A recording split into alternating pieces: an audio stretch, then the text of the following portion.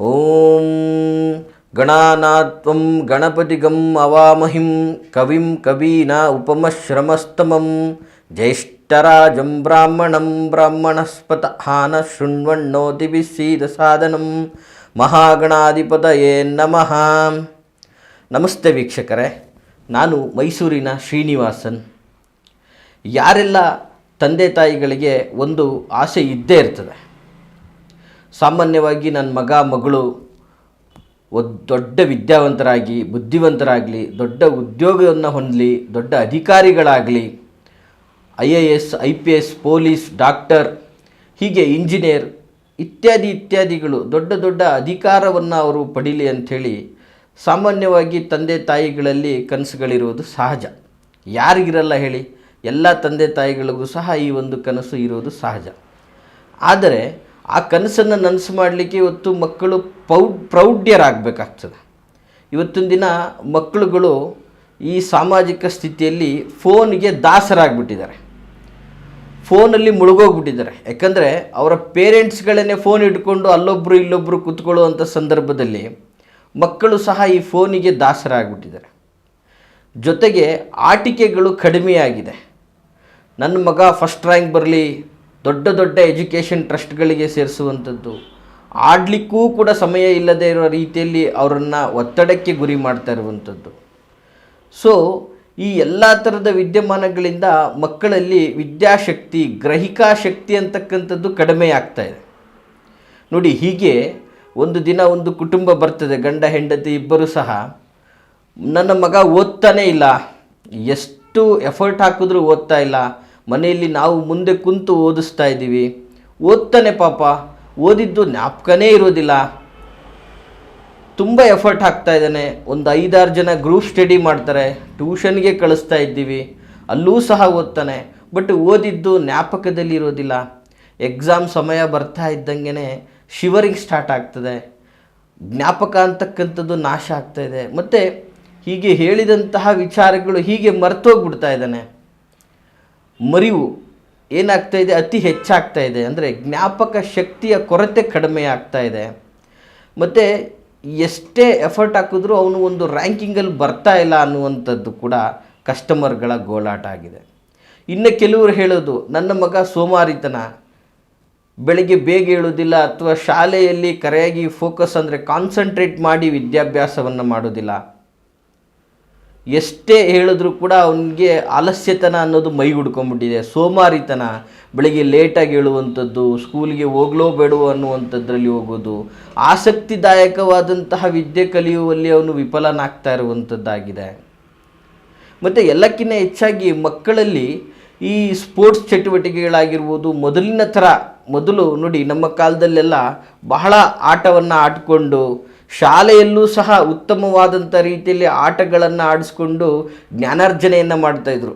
ಆಗ ಹಿಡಿದಂತಹ ಪುಸ್ತಕ 5 ನಿಮಿಷದಲ್ಲಿ ಜ್ಞಾನಾರ್ಜನೆ ಆಗಿಬಿಡ್ತಾ ಇತ್ತು, ಅಷ್ಟು ಕಲಿಕಾ ಶಕ್ತಿ ಅನ್ನೋದಿರ್ತಾಯಿತ್ತು. ಇವತ್ತಿನ ದಿನ ಎಷ್ಟೇ ಒತ್ತಡ ಹಾಕಿದ್ರೂ ಮಕ್ಕಳಲ್ಲಿ ಜ್ಞಾಪಕ ಶಕ್ತಿಯ ಕೊರತೆ, ಗ್ರಹಿಕಾ ಶಕ್ತಿ ಇಲ್ಲ, ಮುಖ್ಯವಾಗಿ ಆತ್ಮಸ್ಥೈರ್ಯ ಅಂತಕ್ಕಂಥದ್ದೇ ಇಲ್ಲ. ಈ ರೀತಿಯಾದಂಥದ್ದು ಆಗ್ತಾಯಿದೆ. ನೋಡಿ, ನಿಮ್ಮ ಮನೆಯ ಪಕ್ಕದ ಹುಡುಗ ತುಂಬ ಅದೇ ಸ್ಕೂಲು, ಅವನದೇ ಸ್ಟೂಡೆಂಟ್, ಅವನೇ ಫ್ರೆಂಡು, ಅವನು ಉತ್ತಮವಾದ ಫಲಿತಾಂಶ ತಗೊಳ್ತಾನೆ, ನಿಮ್ಮ ಮಗ ಕಡಿಮೆ ತಗೊಳ್ತಾನೆ. ಇದು ಭಾಳ ಕಂಪ್ಲೇಂಟ್, ಗುರುಗಳೇ ಅವರು ಇಷ್ಟು ಚೆನ್ನಾಗಿ ಓದ್ತಾ ಇದ್ದಾನೆ, ನಮ್ಮ ಮಗ ಓದ್ತಾ ಇಲ್ಲ. ನೋಡಿ, ಯಾವಾಗಲೂ ಮಕ್ಕಳಲ್ಲಿ ಒಬ್ಬರಿಂದ ಒಬ್ಬರಿಗೆ ಕಂಪ್ಯಾರಿಸನ್ ಮಾಡೋದನ್ನು ಮೊದಲು ಬಿಡಬೇಕಾಗ್ತದೆ. ಆದರೂ ಕೂಡ ಮಕ್ಕಳಲ್ಲಿ ಇವತ್ತು ವಿದ್ಯಾಭ್ಯಾಸ ಅನ್ನೋದು ಬಹಳ ಮುಖ್ಯವಾಗಿರ್ತದೆ. ಇಷ್ಟೆಲ್ಲ ಎಫರ್ಟ್ ಹಾಕಿದ್ರೂ ಮಕ್ಕಳು ಓದ್ತಾ ಇಲ್ಲ ಅನ್ನುವಂಥ ವಿಚಾರಕ್ಕೆ ಬಂದಾಗ ನೋಡಿ, ಇವತ್ತು ತಂದೆ ತಾಯಿಗಳು ಮಕ್ಕಳಿಗೋಸ್ಕರ ಪಡ್ತಾ ಇರುವಂಥ ಪರಿಶ್ರಮ ಬಹಳ ದೊಡ್ಡದು. ಲಕ್ಷಾಂತರ ರೂಪಾಯಿ ಡೊನೇಷನನ್ನು ಕೊಟ್ಕೊಂಡು, ಲಕ್ಷಾಂತರ ರೂಪಾಯಿ ಫೀಸನ್ನು ಕೊಟ್ಕೊಂಡು ಮಕ್ಕಳಿಗೆ ಇವತ್ತು ದೊಡ್ಡ ಮಟ್ಟದ ವಿದ್ಯಾಭ್ಯಾಸವನ್ನು ಕೊಡಿಸ್ಲಿಕ್ಕೆ ದಿನನಿತ್ಯ ಪರಿಶ್ರಮಿಸ್ತಾ ಇದ್ದಾರೆ. ಇವತ್ತು ತಂದೆ ತಾಯಿಗಳು ಕಷ್ಟಪಡ್ತಾ ಇರೋದೇ ಮಕ್ಕಳಿಗೋಸ್ಕರ. ಆದರೆ ಮಕ್ಕಳೇ ಓದ್ತಾ ಇಲ್ಲ ಅಂದರೆ ಏನು ಮಾಡಬೇಕು? ಇದು ಪ್ರಶ್ನೆ ಆಗ್ತದೆ ಸಾಮಾನ್ಯವಾಗಿ. ಈ ಒಂದು ಸಮಸ್ಯೆ ಸಾಮಾನ್ಯವಾಗಿ ಇವತ್ತಿನ ದಿನ ಭಾಳಷ್ಟು ಜನಕ್ಕೆ ಕಾಡ್ತಾ ಇದೆ. ಹಾಗಾದರೆ ಏನು ಮಾಡಬೇಕು ಗುರುಗಳೇ, ನಮ್ಮ ಮಕ್ಕಳು ಓದಬೇಕು ಅನ್ನೋದಾದರೆ ಇದಕ್ಕೆ ಪರಿಹಾರನೇ ಇಲ್ವಾ ಅನ್ನುವಂಥದ್ದೆಲ್ಲ ಬರ್ತದೆ. ನೋಡಿ, ಸಾಮಾನ್ಯವಾಗಿ ಇದಕ್ಕೆ ಬಹಳ ಸರಳ ಅಂದರೆ ಸರಳಾತಿ ತಂತ್ರ ಪರಿಹಾರಗಳೆಲ್ಲ ಇದೆ. ಆದರೆ ಇದಕ್ಕೆ ತಂದೆ ತಾಯಿಗಳು ಮನಸ್ಸು ಮಾಡಿ ಬಹಳ ಕ್ರಮಬದ್ಧವಾಗಿ ಪರಿಹಾರ ಮಾಡಿದ್ರೆ ನಿಮ್ಮ ಮಕ್ಕಳು ಸಹ ಒಂದು ಉತ್ತಮವಾದ ರೀತಿಯಲ್ಲಿ ಓದುವಂಥವರಾಗ್ತಾರೆ, ಜ್ಞಾನಾರ್ಜನೆಯನ್ನು ಪಡ್ಕೊಳ್ತಾರೆ, ಜೊತೆಗೆ ಉನ್ನತ ಅಧಿಕಾರಗಳನ್ನು ಕೂಡ ಪಡ್ಕೊಳ್ಳುವಂತಹದ್ದು ವ್ಯವಸ್ಥೆಗೆ ಹೋಗ್ತಾರೆ. ಹಾಗಾದರೆ ಏನು ಮಾಡಬೇಕು ಈ ಒಂದು ಪರಿಹಾರ ಮಕ್ಕಳು ಓದೋದಕ್ಕೆ ಅನ್ನುವಂಥದ್ದಾದರೆ ನೋಡಿ, ಮೊದಲನೇದಾಗಿ ಗಣಪತಿಯನ್ನು ಪೂಜಿಸಬೇಕು. ಮಕ್ಕಳಿಗೆ ವಿದ್ಯಾದಾತನಾದಂತಹ ಗಣೇಶನನ್ನು ಪೂಜಿಸಬೇಕು. ಅದು ಹೇಗೆ, ಯಾವ ರೀತಿಯಲ್ಲಿ, ದಯಮಾಡಿ ಇದನ್ನು ಸೂಕ್ಷ್ಮವಾಗಿ ಕೇಳಿ ತಿಳ್ಕೊಳ್ಳಿ. ಒಂದು ಮಂಗಳವಾರದ ದಿನ, ಕರೆಕ್ಟಾಗಿ ಒಂದು 5 ಮಂಗಳವಾರದ ದಿನ ವಿನಾಯಕನ ಗುಡಿಗೆ ಹೋಗುವುದು. ನಿಮ್ಮ ಏರಿಯಾದಲ್ಲಿ ಎಲ್ಲೇ ಇರಲಿ, ಇಂತಹ ವಿನಾಯಕನಿಗೆ ಹೋಗಬೇಕು, ಇಂತಹ ಗಣಪತಿ ದೇವಸ್ಥಾನಕ್ಕೆ ಹೋಗಬೇಕು ಅಂತಿಲ್ಲ. ನಿಮ್ಮ ಏರಿಯಾದಲ್ಲಿ ಯಾವುದೇ ಇದ್ರೂ ಸಹ ಆ ಒಂದು ವಿನಾಯಕನ ದೇವಸ್ಥಾನಕ್ಕೆ ಹೋಗಿ ಅಲ್ಲಿ ವಿಶೇಷವಾಗಿ ನೀವು ನಿಮ್ಮ ಕೈಹಾರೆ ಮಾಡಿದಂತಹ ಎಕ್ಕದ ಹೂವಿನ ಹಾರವನ್ನು ನೋಡಿ, ಎಕ್ಕದ ಹೂವು ಅಂತಕ್ಕಂಥದ್ದು ಸಿಗ್ತದೆ ಸಾಮಾನ್ಯವಾಗಿ, ನಿಮಗೆ ಅದು ಅಂಗಡಿಗಳಲ್ಲೂ ಇವತ್ತು ಲಭ್ಯ ಆಗುವಂಥದ್ದಾಗಿದೆ, ಅರ್ಥ ಆಯ್ತಾ? ಸೊ ಆ ಎಕ್ಕದ ಹೂವನ್ನು 108 ಹೂವುಗಳಿಂದ ಒಂದು ಹಾರವನ್ನು ಮಾಡಬೇಕಾಗ್ತದೆ. ಯಾರು ಪೇರೆಂಟ್ಸ್ಗಳು ಮಾಡಬೇಕು, ತಾಯಿ ಅಥವಾ ತಂದೆ, ಮಗು ಅಥವಾ ಮಗಳು ಯಾರೇ ಆಗಿರಲಿ, ಮಕ್ಕಳ ತಂದೆ ತಾಯಿ ಇದನ್ನು ಹಾರವನ್ನು ಮಾಡಿ ವಿನಾಯಕನಿಗೆ ಪ್ರತಿ ಮಂಗಳವಾರ ಅದನ್ನು ನಿಮ್ಮ ಮಕ್ಕಳ ಹೆಸರಲ್ಲಿ ವಿನಾಯಕನಿಗೆ ಸಮರ್ಪಣೆ ಮಾಡುವುದರಿಂದ ನಿಮ್ಮ ಮಕ್ಕಳಲ್ಲಿ ಜ್ಞಾಪಕ ಶಕ್ತಿ ಹೆಚ್ಚಾಗ್ತದೆ. ಮತ್ತು ವಿಶೇಷವಾಗಿ ಅವರು ಕಲಿಕಕ್ಕೆ ಅಂದರೆ ಅಧ್ಯಯನ ಮಾಡಲಿಕ್ಕೆ ಕಾನ್ಸಂಟ್ರೇಟ್ ಮಾಡಿ ಸಮಯವನ್ನು ಕೊಡುವಂಥವರಾಗ್ತಾರೆ.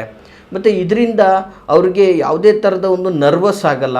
ಇನ್ನೇನು ಎಕ್ಸಾಮಿನೇಷನ್ಗಳು ಸ್ಟಾರ್ಟ್ ಆಗ್ತಾಯಿದೆ, ಈ ರೀತಿ ಮಾಡೋದ್ರಿಂದ ಏನಾಗ್ತದೆ, ಅವ್ರಿಗೆ ಎಕ್ಸಾಮಲ್ಲಿ ಉತ್ತಮವಾದಂತಹ ಫಲ ಬರ್ತದೆ, ಒಳ್ಳೆ ರಿಸಲ್ಟ್ ಬರ್ತದೆ ಅಂತ ಹೇಳ್ತಾ ಈ ಒಂದು ವಿಡಿಯೋದಲ್ಲಿರುವಂತಹ ಮಾಹಿತಿಯನ್ನು ನೀವು ಕರೆಕ್ಟಾದ ರೀತಿಯಲ್ಲಿ ಫಾಲೋಅಪ್ ಮಾಡಿದ್ದೇ ಆದರೆ ನಿಮ್ಮ ಮಕ್ಕಳು ತುಂಬ ಅದ್ಭುತವಾದ ರೀತಿಯಲ್ಲಿ ಬುದ್ಧಿವಂತರಾಗ್ತಾರೆ ಅಂತ ಸಹ ಹೇಳ್ಬೋದು.